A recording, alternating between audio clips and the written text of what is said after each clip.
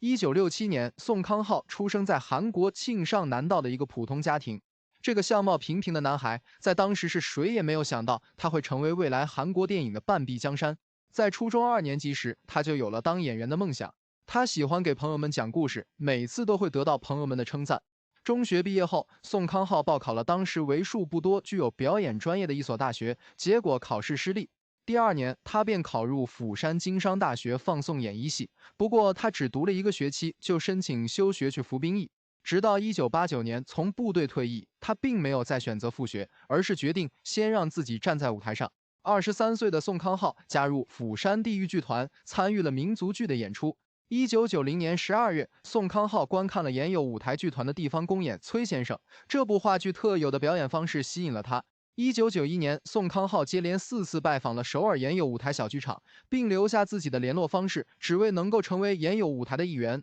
某天，原有舞台举办活动，人手不够，宋康昊被召集参与了其中的工作，由此正式加入剧团。此后，他参演了童僧朴千之、吉塞尔斐研所等10余部舞台剧。剧团的薪水十分微薄，他一熬就是6年。在这期间，他亲眼目睹了同期演员金伦氏因无法支撑而弃梦返乡。话剧团的夸张表演风格逐渐令宋康昊感到不适，在他看来，这与他追求的自然流露的演技不太一样。转机出现在1996年，宋康昊在话剧界前辈金义成的推荐下，出演了洪尚秀执导的电影《朱堕井的那天》，在片中饰演金义成的同学，由此进入影视圈。3天的戏份虽然不多，但却是他第一次真正接触到大荧幕。不久后，导演李沧东在观看话剧《匪研所》时，为宋康昊的表演所感动，邀请他出演了电影《绿鱼》。宋康昊的电影人生也由此开始。1997年，凭借与韩石圭、李美妍、崔明植等共同出演的犯罪喜剧片《黑帮3号》在尚未上映，宋康昊凭借本片一举拿下第35届韩国电影大钟奖最佳新人男演员奖、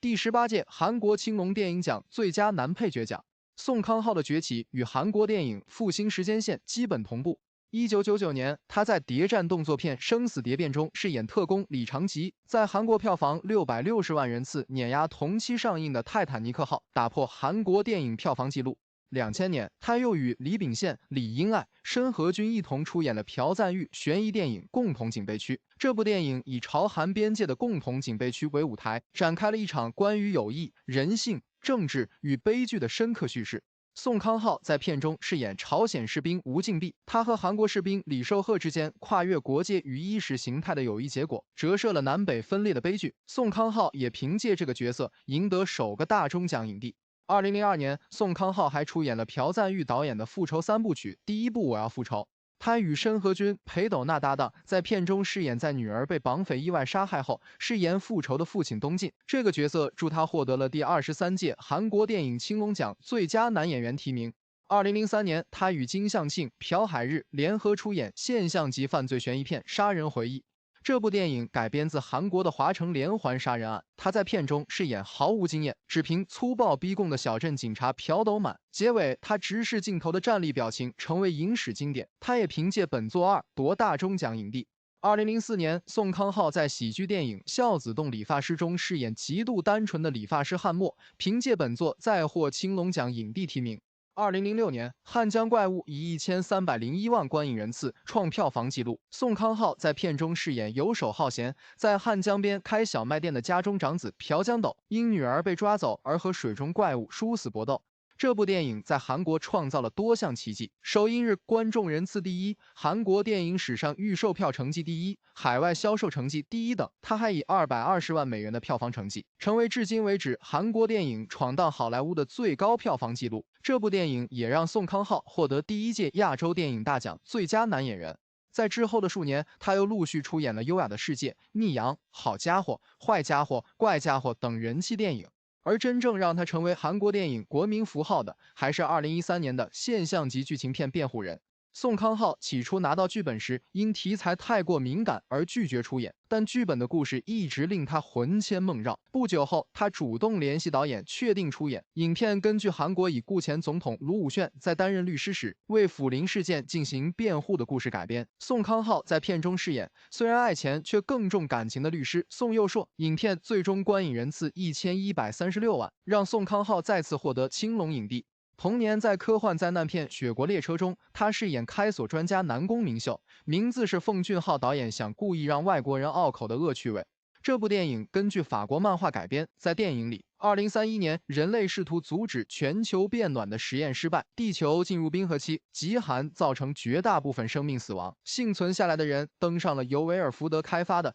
如同诺亚方舟般的列车。影片汇聚了克里斯·埃文斯、蒂尔达斯·文顿等好莱坞影星。宋康昊要在全英文的环境下表演，这在拍摄期间给他造成了不小的困难。2015年，宋康昊出演了李俊毅执导的古装电影《私道》。这部电影以朝鲜王朝历史上的真实事件、人物货变改编，讲述了朝鲜时代英祖时期私道世子在父王的命令下被关进米柜8天而饿死的悲剧故事。宋康昊在片中饰演朝鲜第21代君主英祖李寝，他把英祖这个角色的复杂情感演绎得非常到位，尤其是和儿子私道世子之间的父子情，让人看了不禁感叹命运的无常。这部电影被选为代表韩国电影角逐第88届奥斯卡金像奖最佳外语片部门的候补提名。刘亚仁凭借该片获得第36届韩国青龙电影奖最佳男主角奖。2019年，宋康昊出演了奉俊昊导演的《寄生虫》。这部电影讲述了无业游民父亲基泽一家通过一系列手段进入富豪朴社长家工作，从而引发了一系列出人意料的故事。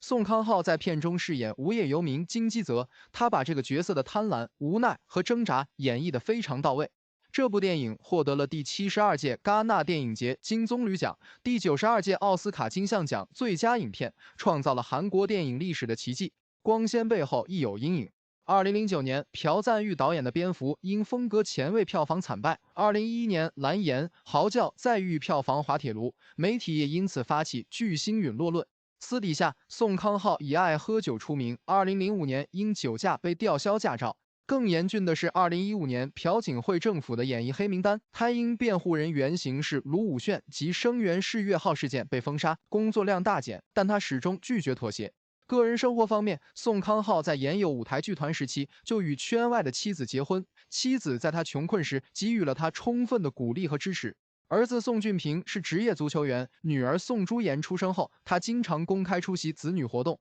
2024年，他首次拍摄电视剧《逆评大叔》，片场幽默吐槽失去很多血，因为一直被蚊子咬，还调侃剧中象征理想的披萨并不太爱吃。一直以来，他接戏的原则是剧本优先于片酬，靠生活经验即兴发挥，很少精读剧本。2022年，宋康昊出演了是知玉和执导的《前客》。这部电影讲述了在教堂帮忙的尚贤和东秀，利用工作之便将弃婴卖给相关收养人，从中获利。某次阴差阳错之下，二人与弃婴的母亲素英开始合伙寻找买家，但却引来刑警秀珍注意的故事。宋康昊在片中饰演尚贤，他把这个角色的复杂心理演绎得非常到位。这部电影在2022年获得了第43届韩国青龙电影奖最佳影片提名，第58届韩国电影大钟奖最佳影片提名。宋康昊还凭借该片获得了第75届戛纳电影节最佳男演员奖，成为韩国演员中的第一人。领奖时，他还笑称：“去年在戛纳没人问我问题，今年终于有人理我了。”